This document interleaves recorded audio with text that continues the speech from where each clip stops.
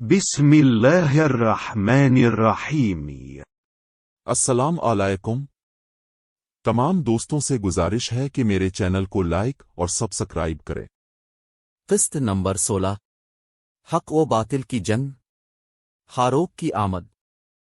امام علی مقام نے اپنا سفر جاری رکھا اور جب حسینی کا قافلہ کو ذی حشام کے مقام پر پہنچا اور پڑاؤ کیا تو حر بن یزید تیمی جسے حکومت یزید نے گرفتار کرنے کے لیے بھیجا تھا، وہ 1000 مسلح سواروں کے ساتھ پہنچا۔ دوپہر کا وقت تھا اور دشمن کے گھوڑے اور آدمی پیاسے تھے۔ حضرت امام حسین نے سب کو پانی پلایا۔ غالباً اسی ہمدردی کی وجہ سے ظہر کی نماز کا وقت ہونے تک ہر اب سے کچھ کہنے کی ہمت نہ کر سکے، اور جب اذان پڑی گئی تو امام علی مقام نے درود و سلام کے بعد حور اور اس کے لشکر کو مخاطب کر کے فرمایا، میں اپنے آپ کو خدا اور آپ کے سامنے پیش کرتا ہوں کہ میں آپ کے پاس اس وقت تک نہیں آیا جب تک کہ آپ کے خطوط میرے پاس نہ آئے کہ آپ ہمارے پاس آئیں۔ ہمارا کوئی امام نہیں ہے، شاید اب کی وجہ سے خدا ہم لوگوں کو ہدایت میں جمع کر لے۔ اب اگر تم لوگ اپنی بات پر قائم رہو تو میں آ گیا ہوں۔ مجھ سے وعدہ کرو کہ اگر میں راضی ہو گیا تو تمہارے شہر جاؤں گا، اور اگر آپ مجھے پسند نہیں کرتے تو میں وہیں واپس چلا جاؤں گا جہاں سے آیا ہوں۔ آپ کی تقریر کے بعد خاموشی چھا گئی، کسی نے کوئی جواب نہیں دیا۔ اپنے حور سے پوچھا کہ تم ہمارے ساتھ نماز پڑھو گے یا الگ نماز پڑھنا پسند کرو گے؟ حور نے کہا تم نماز پڑھو، ہم تمہارے پیچھے نماز پڑھیں گے۔ اور یوں ہوا کہ دونوں طرف کے لوگوں نے اعلی مقام کے امام کے پیچھے نماز پڑھی اور نماز کے بعد اپنے خیمے میں چلے گئے۔ 230 جب عصر کا وقت ہوا تو اب صلی اللہ علیہ وسلم نے اپنے ساتھیوں کو نکلنے کے لیے تیار ہونے کا حکم دیا۔ پھر اب صلی اللہ علیہ وسلم خیمہ سے باہر نکلے تو دونوں طرف کے لوگوں نے اب صلی اللہ علیہ وسلم کے پیچھے نماز پڑھی۔ اے لوگو، اگر تم تقوی اختیار کرو گے اور حق کو پہچانو گے تو اللہ کی خوشنودی پاؤ گے، جو تم پر ظلم و جبر سے حکومت کرتے ہیں اہل بیت ان سے زیادہ خلافت کے حقدار ہیں۔ لیکن اگر آپ لوگ ہمیں پسند نہیں کرتے اور ہمارے حق کو تسلیم نہیں کرتے اور آپ کی رائے اس کے خلاف ہو جاتی ہے جیسا کہ آپ کے خطوط سے ظاہر ہے تو میں واپس چلا جاؤں گا۔ حور نے کہا کہ خدا کی قسم ہم نہیں جانتے کہ وہ خطوط کیسے ہیں جن کا آپ حوالہ دے رہے ہیں۔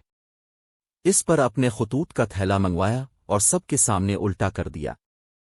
حور نے کہا کہ ہم ان لوگوں میں سے نہیں ہیں۔ آپ کو یہ خطوط کس نے لکھے ہیں؟ ہمیں حکم دیا گیا کہ ہم جہاں کہیں بھی اب سے ملیں ابن زیاد تک پہنچنے تک آپ کو نہ چھوڑیں۔ آپ نے فرمایا کہ موت اس سے زیادہ قریب ہے۔ آپ کا مطلب یہ تھا کہ مجھے زندہ گرفتار کر کے ابن زیاد کے پاس لے جانا ناممکن ہے۔ اس کے بعد حضرت امام حسین نے اپنے ساتھیوں سے فرمایا کہ سوار ہو جا۔ جب مرد اور عورتیں سوار ہو گئیں اور اس نے واپس جانے کا ارادہ کیا تو حر فوج نے آپ کا راستہ روک دیا۔ حضرت امام حسین نے حور سے فرمایا کہ اگر تمہاری ماں تمہارے لیے روئے تو کیا چاہتی ہے؟ حور نے جواب دیا خدا کی طرف سے، اگر آپ کے علاوہ کوئی عرب یہ کہتا تو میں اس کی ماں سے بھی یہی کہتا، لیکن ہر حال میں آپ کی والدہ ماجدہ کا نام احترام سے لوں گا۔ امام نے فرمایا اب تم کیا چاہتے ہو؟ حور نے کہا کہ میں تمہیں ابن زیاد کے پاس لے جانا چاہتا ہوں۔ آپ نے فرمایا خدا کی قسم ایسا نہیں ہوگا۔ حور نے کہا خدا کی قسم میں تمہیں بھی نہیں چھوڑوں گا۔ اسے اس طرح دہرایا گیا۔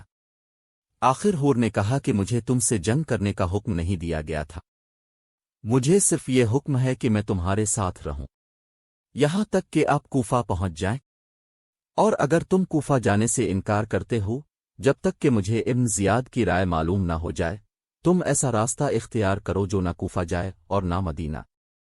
آپ کو یہ پسند آیا، اپنے قافلے کو کوچ کرنے کا حکم دیا، اور انہوں نے غدیب اور قادسیہ کی طرف جانے والی سڑک کے بائیں طرف کا رخ کیا، اور حر بن یزید آپ کے ساتھ چل پڑا۔ ابن اسیر چلتے چلتے جب آپ نینوا کے میدان میں پہنچے تو دیکھا کہ ایک گھڑ سوار کوفہ سے آ رہا ہے۔ سب لوگ رک کر اس کا انتظار کرنے لگے۔ جب وہ آیا تو حضرت امام حسین اور ان کے ساتھیوں کو سلام کرنے کے بجائے حور کو سلام کیا اور ابن زیاد کا ایک خط دکھایا۔ اس خط میں لکھا تھا کہ جب میرا قاصد میرا خط لے کر تمہارے پاس پہنچے تو اس وقت سے تم حسین کے ساتھ سختی کرو۔ انہیں کہیں اور اترنے نہ دیں۔ میں نے اپنے رسول کو حکم دیا ہے کہ وہ آپ کے ساتھ رہے اور آپ کو اس وقت تک نہ چھوڑے جب تک میں یہ نہ سنوں کہ اپنے میرے حکم کی تعمیل کی ہے۔ جب حور نے یہ خط پڑھا تو اس نے حضرت امام حسین اور ان کے ساتھیوں سے کہا، یہ امیرہ بن زیاد کا خط ہے جس میں اس نے مجھے تمہارے ساتھ سختی کرنے کا حکم دیا ہے، اور سوائے اس جگہ کے جہاں نہ کوئی بستی ہو اور نہ پانی، اسے کہیں اور نہ اترنے دیں۔ اپنے صحابہ سے فرمایا کہ ہم نیوں، غزریے اور شفاعت پر اتریں گے۔ حور نے کہا، میں ایسا نہیں کر سکتا کیونکہ یہ شخص پیغمبر میری نگرانی کے لیے مقرر کیا گیا ہے۔ ابن اسیر، کربلا کی سرزمین پر آپ ابھی تھوڑا ہی چلے تھے کہ حور کے ساتھیوں نے آ کر آپ کو روکا اور کہا کہ ذرا یہاں اتر جاؤ، فرات یہاں سے زیادہ دور نہیں ہے۔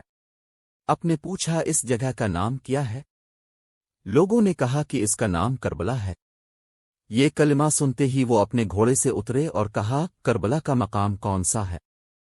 یہ وہ جگہ ہے جہاں ہمارے اونٹ بیٹھیں گے، یہاں ہماری املاک اور سامان اتریں گے اور یہیں ہمارے ساتھی مارے جائیں گے۔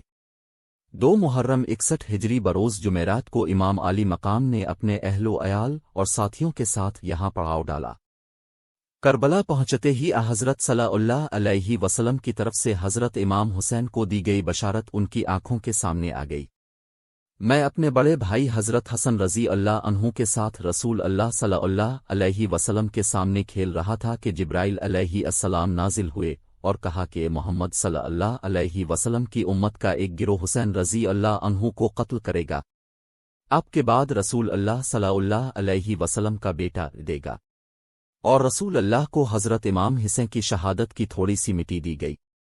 رسول اللہ صلی اللہ علیہ وسلم نے اس مٹی کو سونگھ کر فرمایا، اس سے غم اور آفت کی خوشبو آتی ہے، اور حضرت محمد صلی اللہ علیہ وسلم نے امام حسین کو اپنا سینے سے لگا لیا اور رو پڑے۔ پھر فرمایا کہ اے سلمہ، جب یہ مٹی خون میں بدل جائے گی تو تمہیں معلوم ہوگا کہ میرا بیٹا مارا گیا ہے۔ حضرت سلمہ رضی اللہ عنہا نے یہ مٹی ایک بوتل میں ڈالی تھی۔ وہ ہر روز اسے دیکھتے ہیں اور کہتے ہیں کہ جس دن یہ مٹی خون میں بدل جائے گی وہ دن بہت بڑا دن ہوگا۔ یہ وہ میدان تھا جس کے بارے میں حضرت امام حسین کے والد محترم حضرت علی نے فرمایا تھا کہ یہ وہ جگہ ہے جہاں ان کے حسین اور ان کے قافلے کے اونٹ بیٹھتے ہیں، اور یہ ان کے خون کی جگہ ہے۔ محمد صلی اللہ علیہ وسلم کا ایک گروہ اس میدان میں شہید ہوگا جس پر زمین و آسمان روئیں گے، کیونکہ میدان کربلا اور امام حسین کی شہادت کی بشارت پہلے ہی دے دی گئی تھی۔ اسی لیے امام علی مقام نے اس جگہ کو اپنے سفر کا اختتام سمجھا اور خیمے لگائے۔ اگرچہ اہل بیت کی عظمت حر کے دل میں تھی اور اس نے حضرت امام حسین کے پیچھے نماز بھی پڑھی، لیکن وہ ابن زیاد کے حکم سے مجبور تھا۔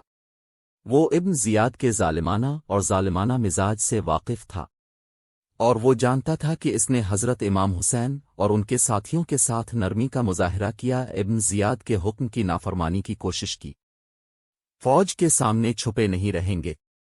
جب ابن زیاد کو اس کا علم ہو جائے گا تو وہ کبھی معاف نہیں کرے گا، اور اس خوف سے کہ وہ سخت سزا دے گا، حر ابن زیاد کے حکم پر عمل کرتا رہا۔